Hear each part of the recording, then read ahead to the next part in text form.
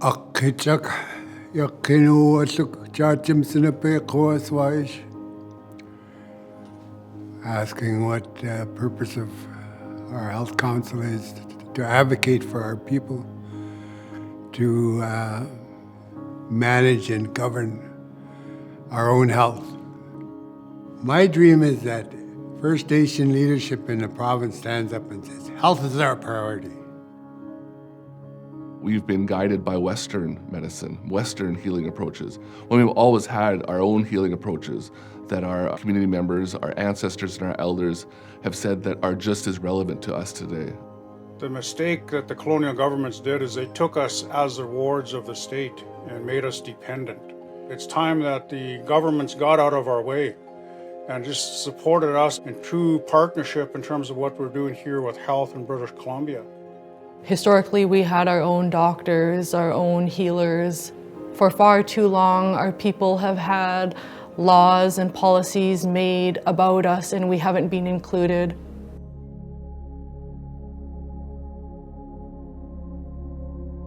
Factors that contribute to our illness, so to speak, is really determined by the colonial processes and how that tore apart our families and destroyed our governance of who we are as a people.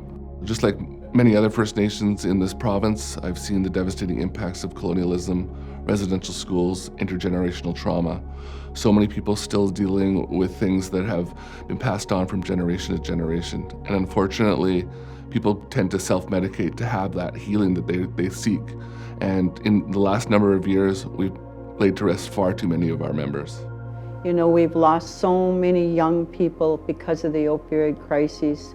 Not only young people, all ages, and if we don't do something, we're not going to have a younger generation leading us. So our job is to not transmit intergenerational trauma, but to transmit intergenerational healing.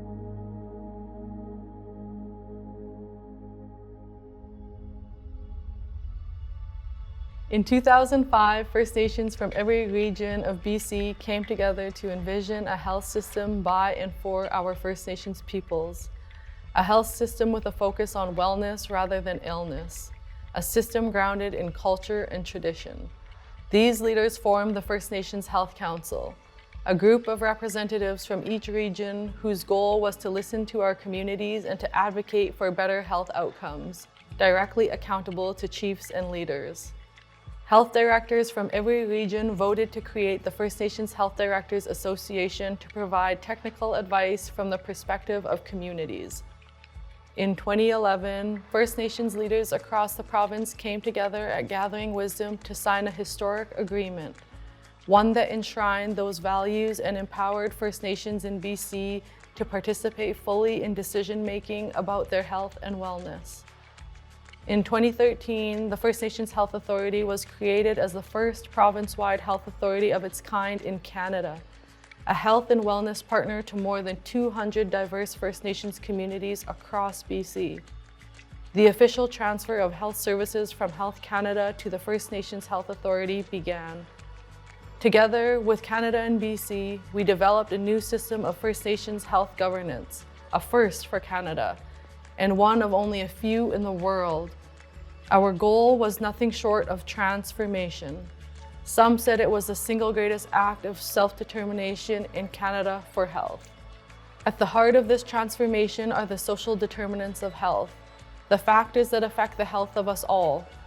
They are the conditions in which we are born, grow up, live our lives, and grow old, how we live a good life. They are the wider set of forces and systems that shape the conditions of our daily life, our individual health and wellness. With this framework in mind, the community gathered to outline 7 directives for First Nations health governance as part of the creation of our own health governance structure. Among these are the directives to be community-driven and nation-based, and to be without prejudice to First Nations interests. For more than 10 years, the FNHA has provided programs and services for the diverse First Nations of BC. At Gathering Wisdom 12, 86% of chiefs endorsed the 10-year strategy on the social determinants of health. The 10-year strategy includes 4 priorities to bring healthcare closer to home, starting with healing approaches, cultural infrastructure, nation-based governance, and sustainable funding. And now we're focused on really transforming how healthcare is delivered to First Nations people in BC.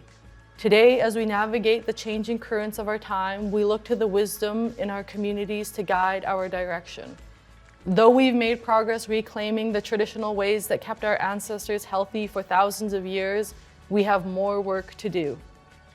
Climate change has affected our traditional ways of food harvesting. Economic uncertainty has deepened food insecurity in many communities, and too many of us face racism when seeking healthcare. Gathering Wisdom 13 is an opportunity for each of you to share your voice as we reshape the First Nations Health Council to better serve our diverse communities over the next 10 years. We need the voice of our chiefs and leaders to help guide our work on key governance questions. These questions include the Council's future structure and mandate to support system transformation, along with discussion about First Nations principles on future health legislation. By working together, we will build the health system that works for all First Nations people in BC.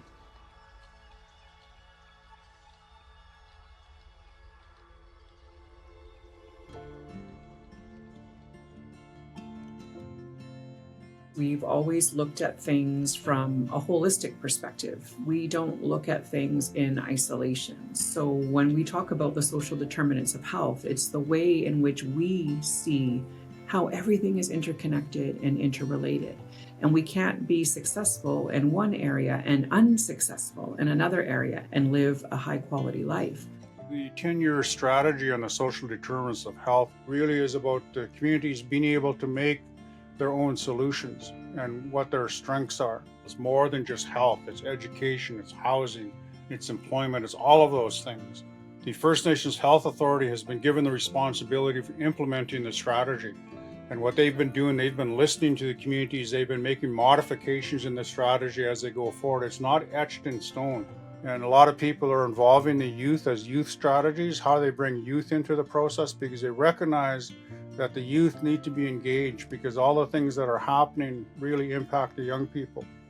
What's really successful with my community personally, with HACLA, is addressing the matters when it comes to residential school and supporting the individuals and how they understand what they experience and how they communicate that to their families.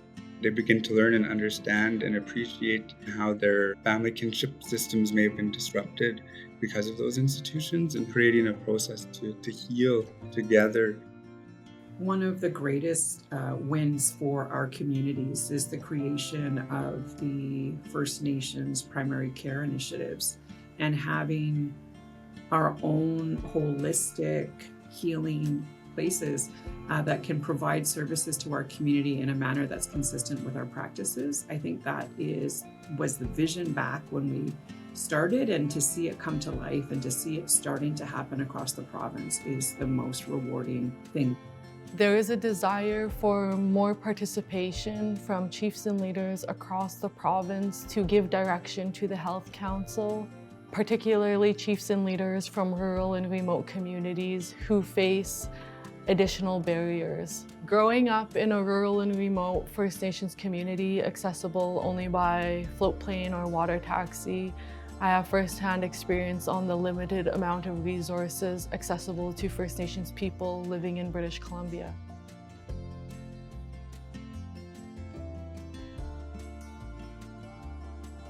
Even though we're not putting a resolution forward at this Gathering Wisdom, it's still imperative that leadership come to the table, because we need to ensure that the leadership are part of the conversation, especially when it comes to the restructuring of the Health Council, developing principles for health legislation, and this is a further opportunity to have that dialogue together. We're in a process of transformation. We've been through 10 years of transfer, and now we need to start looking at transformation.